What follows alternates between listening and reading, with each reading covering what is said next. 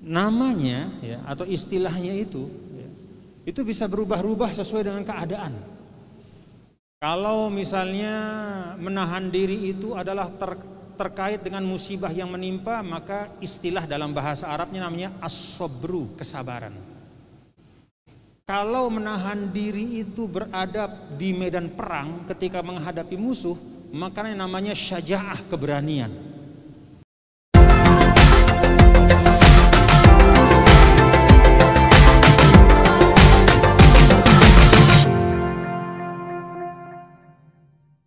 Bismillahirrahmanirrahim. Bismillah wa bihamdih. Assalamualaikum warahmatullahi wabarakatuh.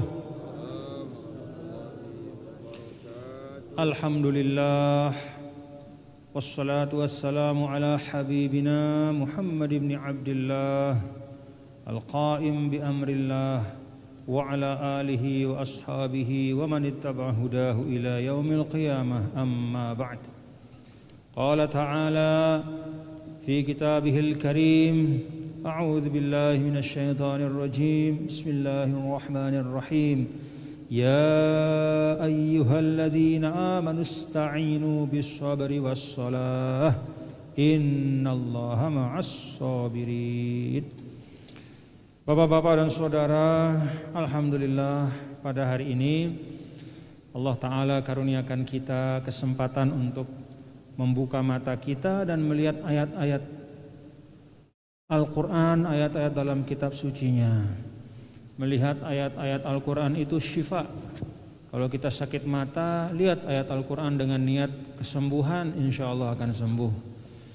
Kalau hati kita sedang resah, baca Al-Quran dengan niat syifa'un nufus, supaya hati kita itu disembuhkan, insya Allah akan sembuh.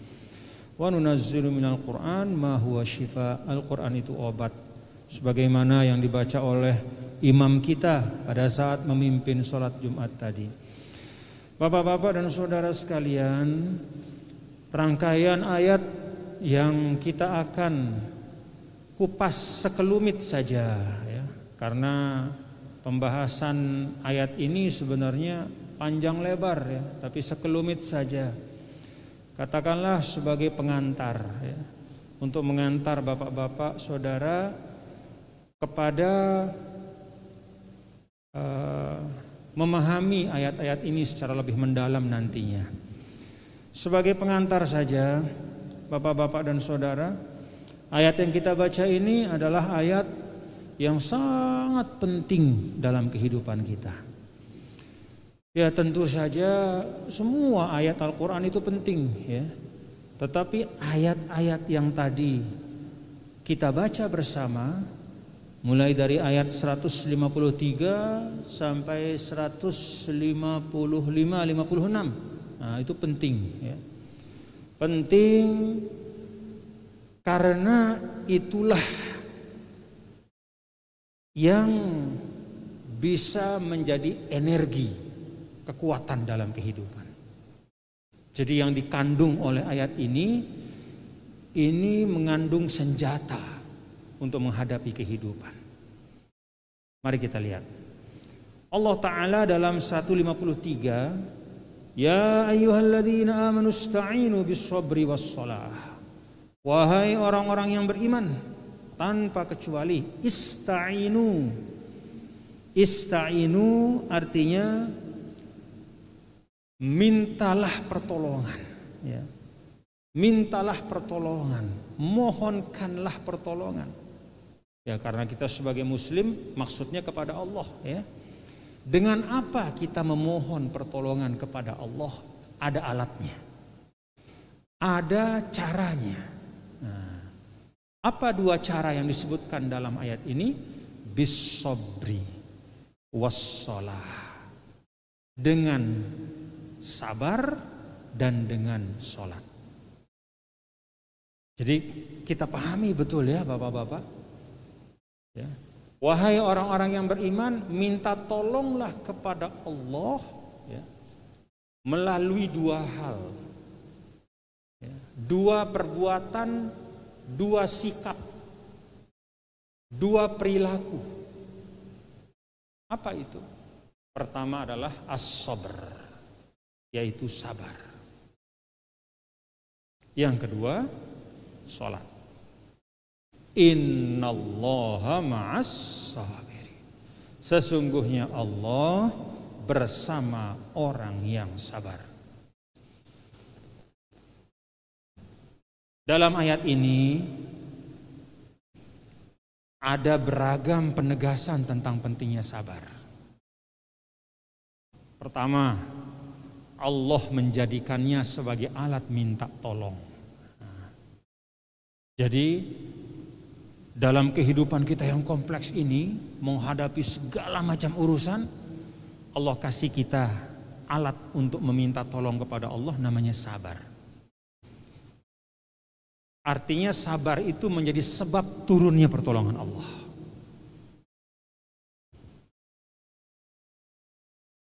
Ibaratnya kalau pertolongan Allah itu seperti gudang yang terkunci, pintu pembukanya itu sabar. Lalu tidak cukup hanya dengan mengatakan bahwa kesabaran itu adalah cara untuk mendapatkan pertolongan Allah. Lebih dari itu, Allah tutup ayat ini dengan innallaha ma'as sabirin. Sesungguhnya Allah bersama orang yang sabar. Tidak banyak bapak-bapak dan saudara, ya, di dalam Al-Quran itu kelompok-kelompok manusia yang Allah sebutkan Allah bersamanya. Itu tidak banyak. Ya ayyuhalladzina amanu taqullaha wa kunu ma'as shadiqin. As-shadiqin. As-shadiqin itu juga, as-shadiqin artinya orang-orang yang jujur. Innallaha ma'al ladzina taqaw wal ladzina hum muhsinun. Orang-orang muhsin. Arti muhsin itu yang senantiasa berbuat baik. Tidak hanya sekali-sekali tapi terus berusaha. Allah juga bersama dia. Nah, di ayat ini innallaha ma'as sabirin. Jadi kalau Allah bersama, maka itu artinya kelompok itu kelompok yang istimewa. Jadi orang-orang sabar itu istimewa. Pertanyaannya, kenapa ya, kesabaran itu dijadikan oleh Allah sebagai pintu pertolongan? Dan kenapa sampai Allah menegaskan bahwa Allah itu benar-benar bersama orang yang sabar? Jawabannya adalah karena memang kesabaran itu sangat menentukan kualitas kita dalam kehidupan. Apa hakikat dari kesabaran itu? Kalau kata ulama nih, bapak-bapak dan saudara-saudara, yang namanya kesabaran itu adalah habsun nafsi, ya. Jadi menahan diri, ya, sesuai dengan ma yaqtadihil aqlu wasyar'u, sesuai dengan apa yang akal dan syariat minta kepada kita. Jadi kesabaran itu hanya bisa terwujud kalau orang itu punya akal. Maka kalau Islam melarang kita, ya, bapak-bapak dan saudara-saudara, untuk melakukan hal-hal yang menghilangkan akal, maksudnya apa? Orang yang hilang akal tidak akan mungkin bisa sabar. Jadi dia harus sadar, ya. Dia bisa berpikir dengan baik.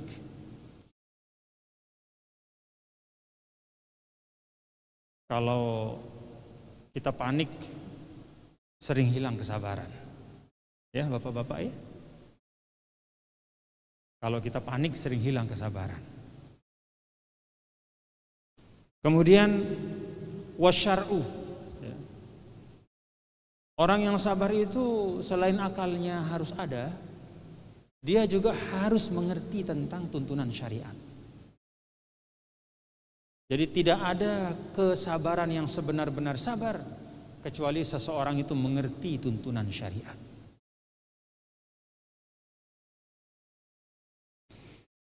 Jadi kesabaran itu menahan diri. Namanya, ya, atau istilahnya itu, ya, itu bisa berubah-ubah sesuai dengan keadaan. Kalau misalnya menahan diri itu adalah terkait dengan musibah yang menimpa, maka istilah dalam bahasa Arabnya namanya as-sabru, kesabaran. Kalau menahan diri itu berada di medan perang ketika menghadapi musuh, maka namanya syaja'ah, keberanian. Jadi keberanian itu juga termasuk kesabaran. Sabar tetap di situasi yang menekan, ada musuh datang nembak, dar, tapi dia tetap tahan di situ. Itu namanya keberanian. Kesabaran pada saat pertempuran, itu istilahnya berani. Jadi sebenarnya keberanian itu kesabaran. Tidak ada orang yang berani bertahan di medan tempur kecuali kalau dia sabar. Kalau kurang-kurang sabarnya, kabur dia. Makanya ada istilahnya desersi. Mana tentara begitu dihitung sama komandannya, 1, 2, 3, 4, 5. Loh kok cuma 9, mana yang ke-10? Kabur, desersi, meninggalkan medan tempur. Kenapa? Gak sabar. Dia tidak punya ketahanan.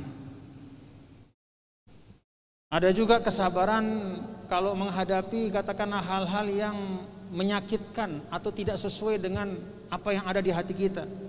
Maka itu kalau istilah Arabnya namanya rohabatus sadr, kelapangan hati.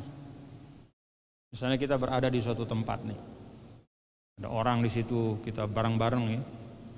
Kemudian ada sikap-sikap tertentu dari orang-orang yang ada di tempat itu yang nggak sesuai, ya. Atau bahkan mungkin menyinggung perasaan kita. Nah, tapi kita tetap di tempat itu.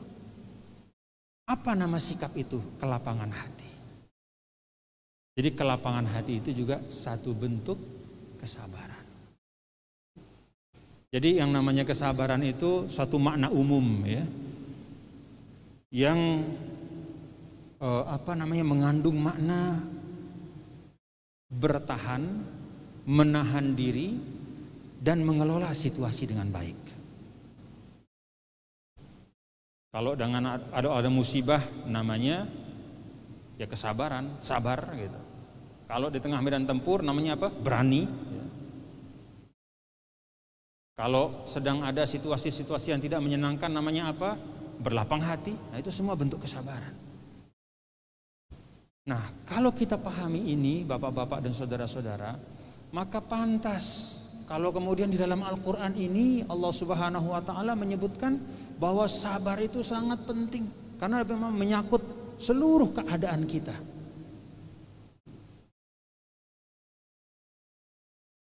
Seluruh situasi yang ada dalam kehidupan. Apa sih yang kita hadapi Bapak-bapak dan saudara-saudara? Yang kita hadapi itu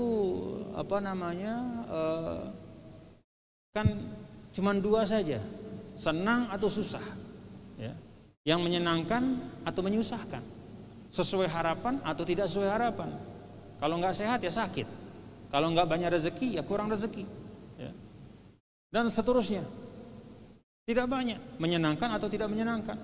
Dalam dua keadaan ini kesabaran diperlukan. Pada saat sedang ada yang tidak menyenangkan, ya kita sabar. Tidak kemudian kehilangan kendali. Tidak kemudian putus asa. Dalam keadaan dapat nikmat, ya sabar. Tidak kemudian memubazirkan dan menyombongkan apa yang kita nikmati. Jadi kesabaran itu intinya pengendalian diri dalam situasi yang berbeda-beda. Itulah hakikat agama. Jadi kalau kita bicara tentang halal haram itu kan pengendalian diri ya. Kita lihat barang orang, barangnya mahal, ada jam misalnya, kita lagi sholat tiba-tiba ada jam ketinggalan, lihat jam, jam mahal. Di situ diuji kita, mau diambil enggak?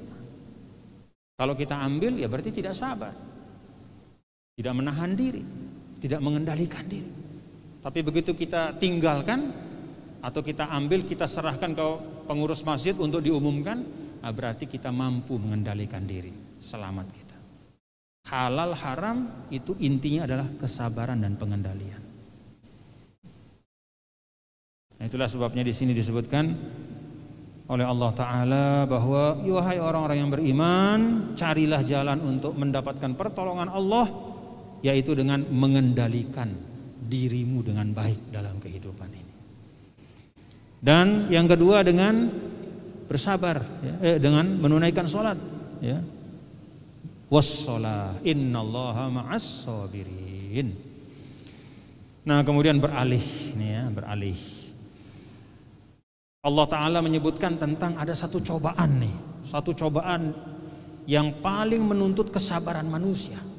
Apa itu cobaan itu? Al-maut, kematian. Jadi bapak-bapak dan saudara, di dalam ungkapan para ulama itu, ya, man mata faqad qamat qiyamatuhu, ya.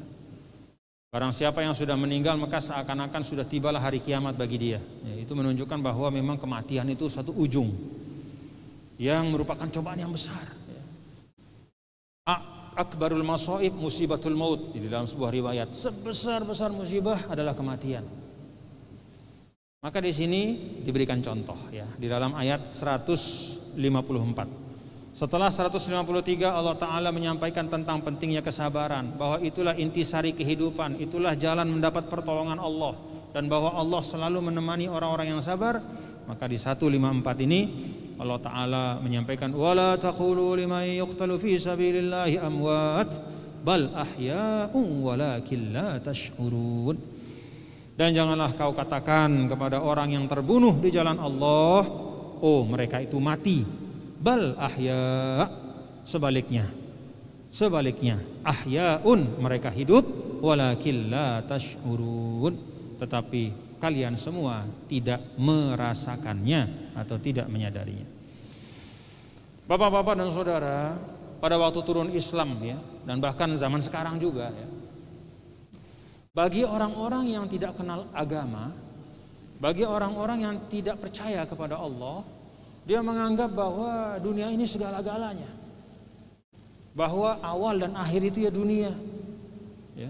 Kalau sudah mati berarti sudah selesai, tidak ada lagi urusan, ceritanya sudah putus, tidak ada lagi sambungannya. Nah, di sini Allah Ta'ala itu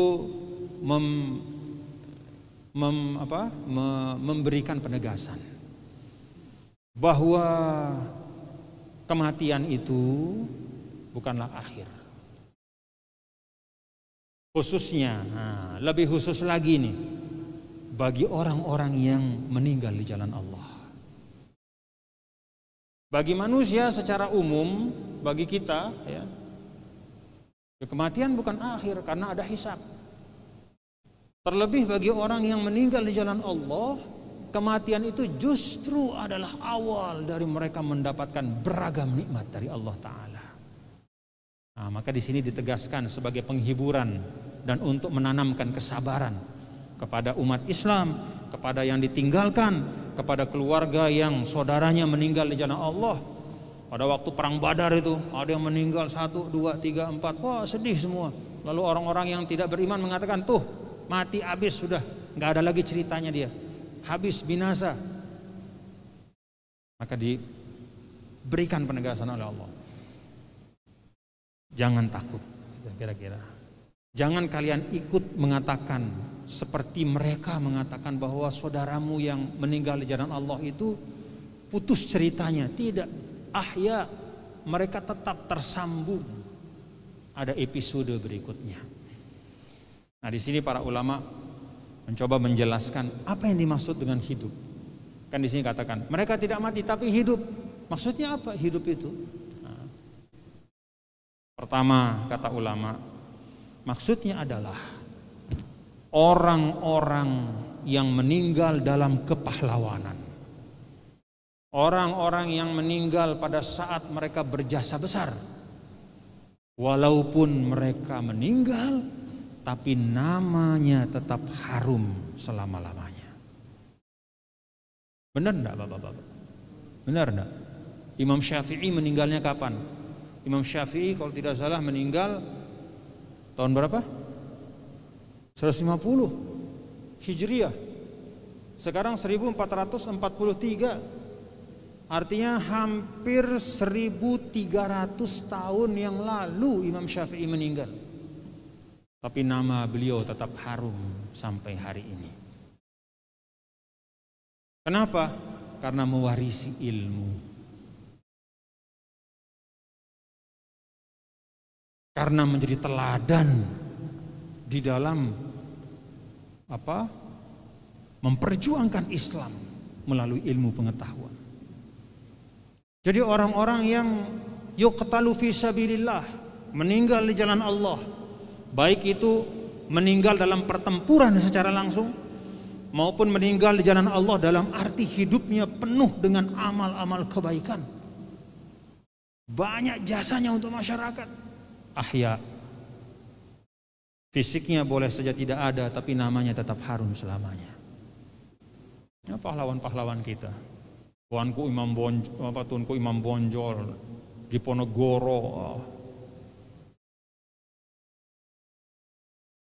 ulama-ulama, guru-guru kita bacakan Fatihah terus, namanya ada dalam dada kita. Sebaliknya orang yang selama hidupnya tidak ada perbuatan baiknya, enggan untuk beramal soleh, tidak mau diajak membangun masyarakat, dia hanya mau nafsi-nafsi, yang penting dirinya saja yang kenyang, gak peduli tetangga orang lain. Jangankan 100 tahun, baru sehari dia meninggal orang sudah lupa sama dia. Ada. Karena itu ayat ini, bapak-bapak saudara, 154 ini ya, selain mengingatkan bahwa orang-orang yang berjasa itu, para pahlawan-pahlawan itu tetap hidup, tetap kekal nama baiknya, ini peringatan juga buat kita.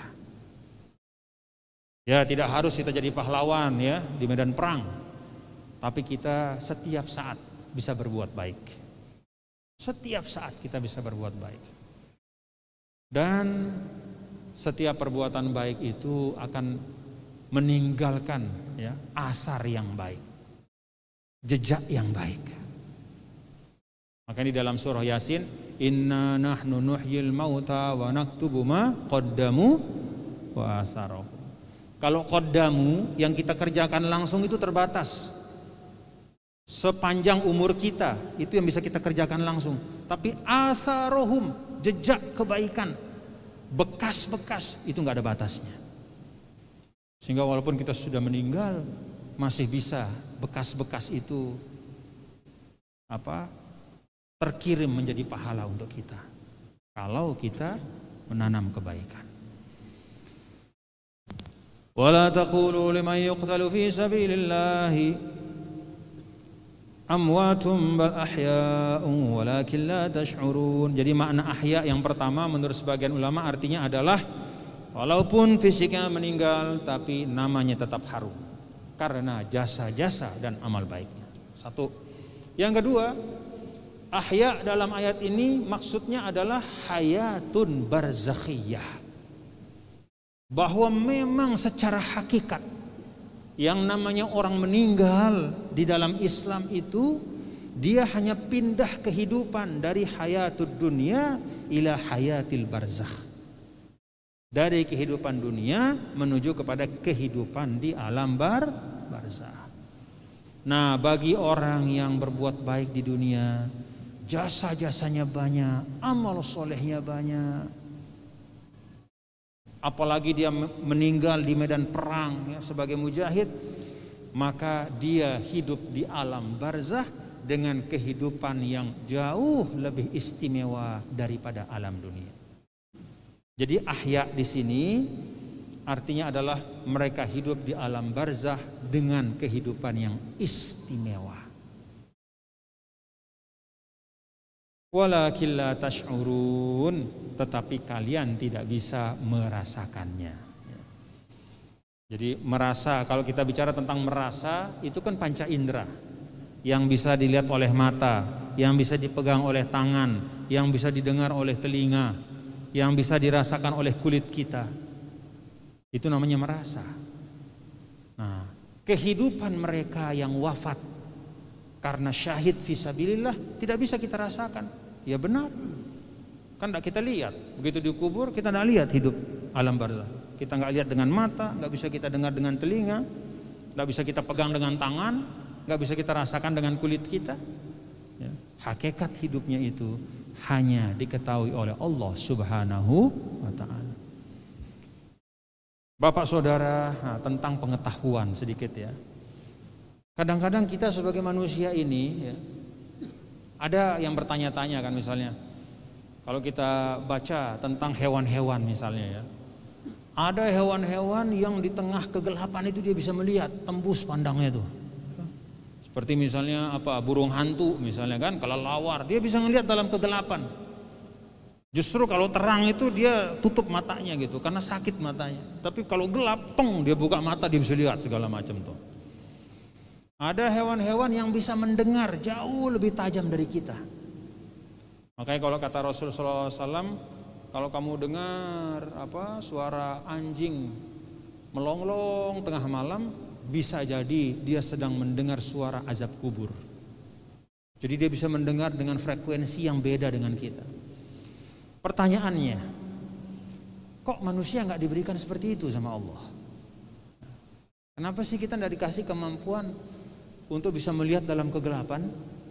Kenapa sih kita tidak diberi kemampuan untuk bisa mendengar seperti halnya anjing mendengar? Atau dalam konteks ayat ini, kenapa kita tidak diberikan penglihatan yang bisa melihat orang yang ada di alam barzah itu? Apa jawabannya Bapak-bapak saudara?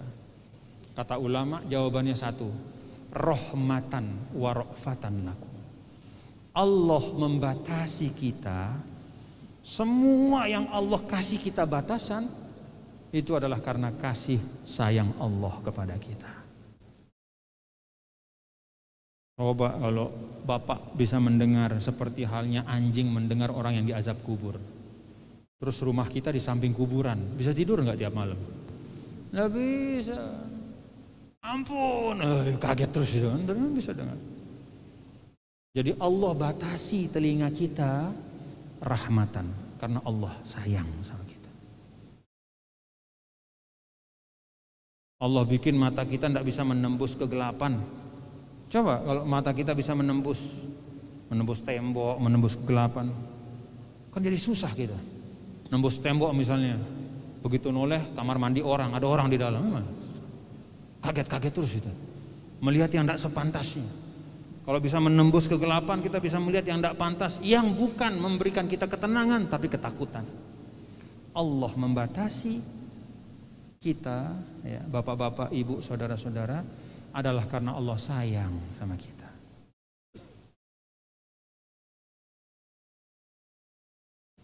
Jadi itu bagian dari rahmat Allah ya. Semua. Jadi pengaturan Allah itu sudah yang terbaik.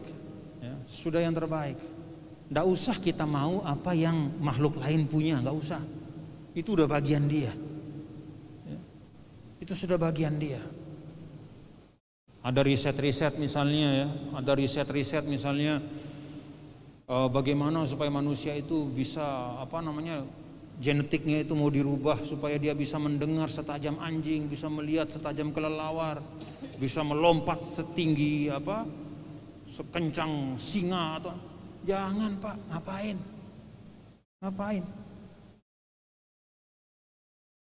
Lompat kenceng-kenceng nanti kekencengan begitu mendarat di tengah jalan ditabrak mobil. Jadi ada keterbatasan yang merupakan rahmat Allah untuk kita. Setiap yang kita terima dalam kehidupan ketika ada batasannya, itulah cara Allah menjaga kita.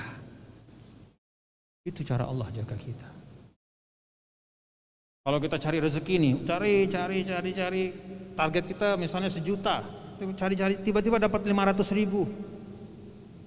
Setelah berikhtiar, 500.000 itu batas Allah saat itu untuk kita menjaga kita. Karena bisa jadi 500.000 berikutnya itu saat itu untuk kita tidaklah membuat kebaikan, tapi justru bisa mendatangkan kemudaratan. Jadi kalau kita sudah maksimal berikhtiar, keadaan kita saat itu apa yang ada itulah yang terbaik. Keterbatasan fisik maupun non fisik yang Allah berikan kepada masing-masing kita adalah rahmat Allah. وَلَنَبْلُوَنَّكُمْ بِشَيْءٍ مِّنَ الْخَوْفِ وَالْجُوعِ وَنَقْصٍ مِّنَ الْأَمْوَالِ وَالْأَنفُسِ وَالثَّمَرَاتِ وَبَشِّرِ الصَّابِرِينَ. Dan sungguh kami akan menguji kalian semua bisyai'im minal khauf, dengan sedikit saja ketakutan, walju kelaparan, wa naqsim minal amwal kekurangan harta, wal anfus dan jiwa, was samarat dan buah-buahan, wa basyiris sabirin dan berikanlah kabar gembira kepada orang-orang yang sabar. Ayat ini Bapak Ibu Saudara mengajak kita untuk berpikir kehidupan ini melihat secara utuh. Kalau kita dapat musibah, segeralah ingat bahwa musibah itu adalah satu dari 1000 nikmat yang ada sebelumnya. Jadi tidak pernah ada istilah musibah lebih banyak daripada nikmat. Apa nikmat itu? Setiap tarik nafas nikmat, membuangnya nikmat. Mata berkedip nikmat, mata membuka nikmat. Berapa banyak? Tidak terhitung. Sehari berapa kali kita bernapas? Degup jantung kita, setiap kali dia berdetak itu nikmat. Kalau dia berhenti, musibah. Jadi kalau kita dapat 1-2 musibah di tengah lautan nikmat itu, janganlah membuat kita kurang bersyukur kepada Allah. Itu pesan dari ayat ini. Makanya di sini disebutkan bisyai'in. Apa syai'un itu? Sedikit. Supaya kita sadar. Jangan kayak lagu dangdut, akulah orang termiskin di dunia gitu kan. Teriak, aku paling susah, aku paling miskin. Enggak. Tidak pernah ada nama orang termiskin ya. Karena selalu ada orang yang lebih besar musibah, lebih besar cobaannya. Maka di dalam kehidupan dunia itu kalau kata Rasul, kalau urusan dunia jangan tengok atas, lupa bersyukur jadinya. Lihat orang kaya, lupa kita bersyukur. Makanya anak-anak muda kita ini jangan lihat tuh yang di YouTube itu apa? Istilahnya orang-orang kaya, anak-anak muda kaya-kaya. Padahal ternyata kayanya banyak juga dari menipu-nipu. Ternyata kayanya itu bukan barang milik dia, tapi barang milik sponsor. Dia pakai mobil bagus. Ternyata mobil itu bukan punya dia, mobil itu punya sponsor. Tapi akhirnya tertanam pada anak-anak kita. Aduh, kok saya nggak bisa seperti dia? Aduh, kok dia beruntung, saya kok tidak beruntung? Saya ini susah. Hati-hati ya. Tetap kita selalu berusaha berikhtiar ya, untuk bekerja dengan baik ya, menambah rezeki, tapi jangan selalu nengok ke atas urusan dunia. Kalau kata Rasul, urusan dunia itu tengok ke bawah supaya kita lihat orang yang lebih membutuhkan, dan dengan itu kita bersyukur. Urusan akhirat lihat yang lebih atas, yang lebih rajin, supaya kita terpacu. Itu jangan dibalik-balik ya. Jangan urusan akhirat ngelihat orang di bawah, dalam arti yang lebih malas. Untung saya Jumatan. Ada teman tuh nggak pernah Jumatan seumur hidup. Jangan gitu. Lihat yang lebih rajin. Ya.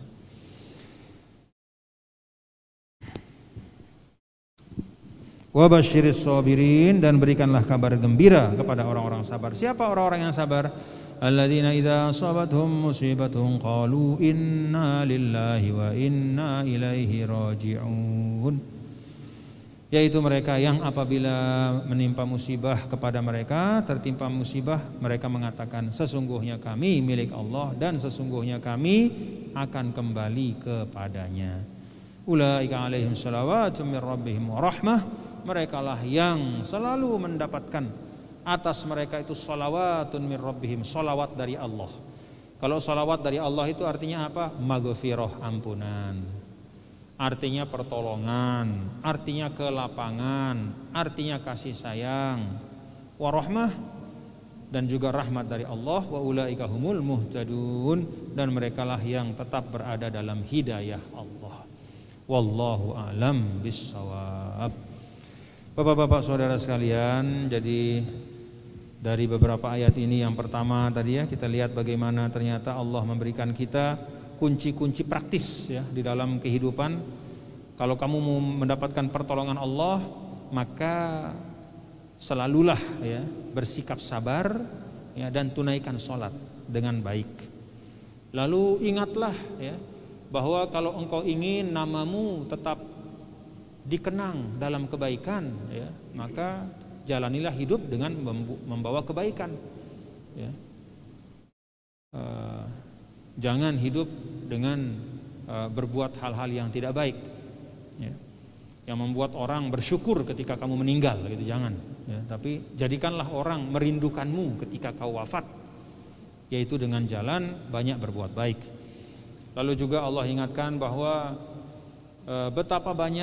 betapapun banyaknya musibah, tapi masih jauh di bawah, ya, atau lebih sedikit jauh dibanding dengan beragam karunia Allah yang tak terkira dan tak terhitung.